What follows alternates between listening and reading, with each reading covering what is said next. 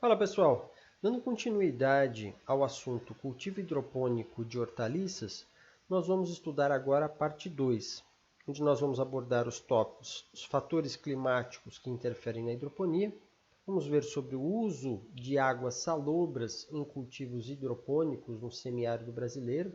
Esse assunto é de um artigo que foi publicado numa revista aqui do Brasil e traz algumas informações que são interessantes.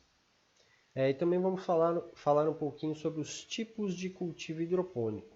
Então vamos lá, quanto aos fatores edafoclimáticos que interferem na hidroponia, nós podemos destacar 7 como principais. Então temos a aeração, a luz, a nutrição, a condutividade elétrica, a pureza da água, a temperatura e o pH. Desses 7 aqui, nós vamos trazer algumas informações específicas de 4 deles, que são extremamente importantes e muitas vezes monitoradas nos cultivos hidropônicos que estão espalhados pelo mundo todo. O primeiro deles é o pH. Então vejam, é importante o monitoramento do pH porque valores de pH abaixo de 3,5 contribuem para a mortalidade das plantas. Então nós nunca podemos deixar que o pH da nossa solução nutritiva chegue nesse valor. O ideal é que ele seja mantido sempre entre 5,5 e 6,5. E o produtor faz isso, adicionando base quando ele está ácido ou adicionando algum tipo de ácido quando a solução nutritiva está básica, sempre ajustando para que ele fique sempre nessa faixa aqui, próximo a essa faixa. Com relação à questão da temperatura, também é importante, a temperatura da solução nutritiva. O ideal é que esteja na faixa de 18 a 30 graus Celsius. Se estiver muito abaixo de 18 graus ou muito acima de 30 graus Celsius, é prejudicial, pois atrapalha, dificulta a absorção dos elementos essenciais que estão dissolvidos na solução nutritiva. Isso acaba contribuindo para a mortalidade das plantas, para a perda de produtividade. Um outro fator edafoclimático importante é a questão da aeração, Então, a solução nutritiva ela tem sempre que estar oxigenada, por dois motivos principais. Primeiro, para a questão da manutenção da absorção de nutrientes pelas plantas. Segundo, para a manutenção da parte fisiológica, das atividades fisiológicas corretas do sistema radicular. Então, o sistema radicular é parte de um organismo vivo e ele necessita de oxigênio. Ele respira também.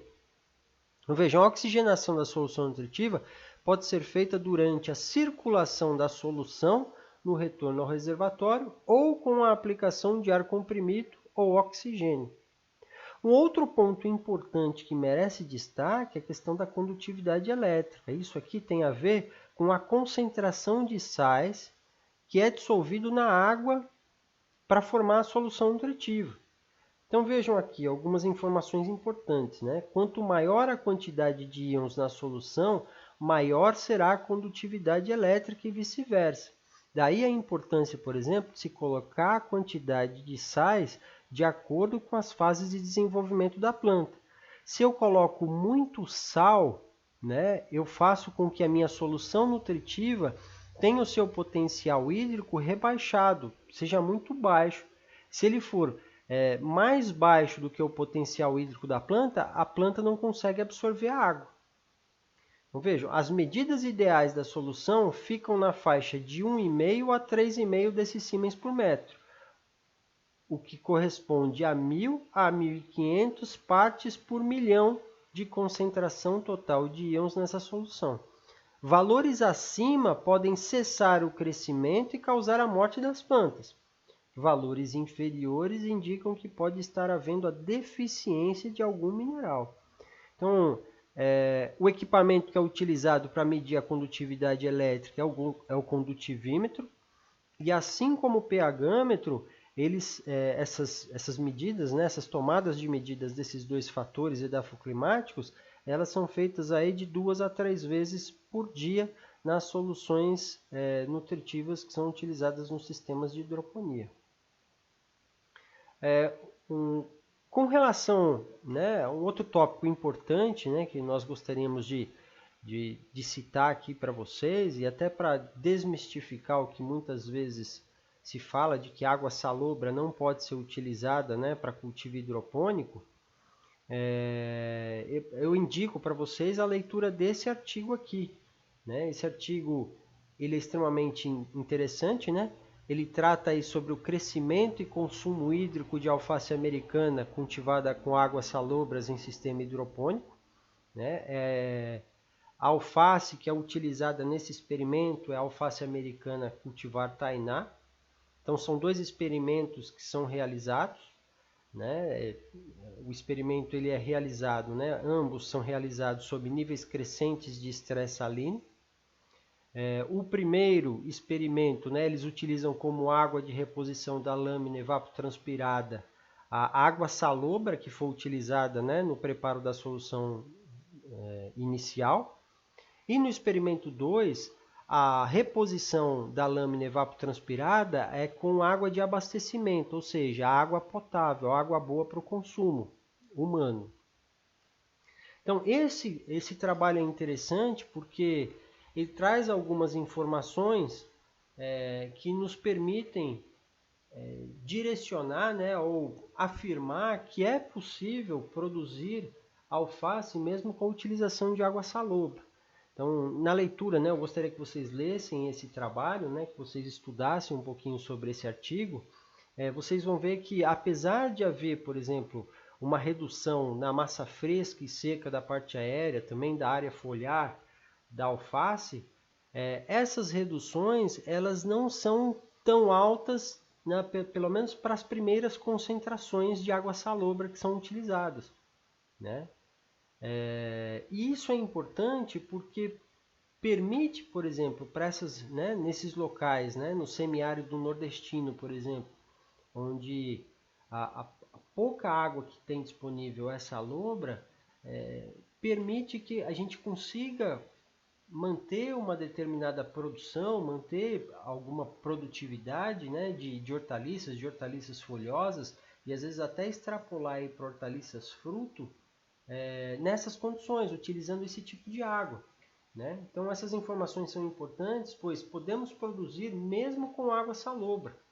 Ainda que a produção ela seja menor, é possível nós colhermos alface para consumo tanto em uma condição em que todo o cultivo deva ser feito, né, utilizando água salobra, quanto em cultivos que haja alguma disponibilidade de água de melhor qualidade, pelo menos para a reposição da solução nutritiva evapotranspirada.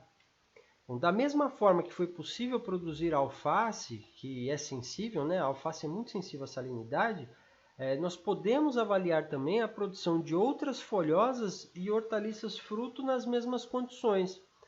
E aí com a perspectiva de alcançarmos uma produção razoável e maior segurança alimentar para pessoas que têm à disposição somente água salobra para cultivar.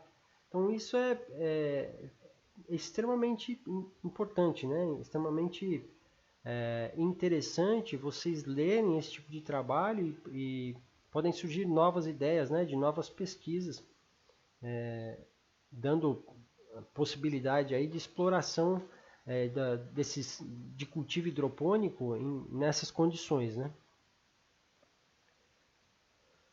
Quanto aos tipos de cultivo hidropônico existentes, nós vamos destacar aqui dois grupos como principais, né? Vamos classificar aqui como tipos, né? Aqueles que utilizam substrato, né?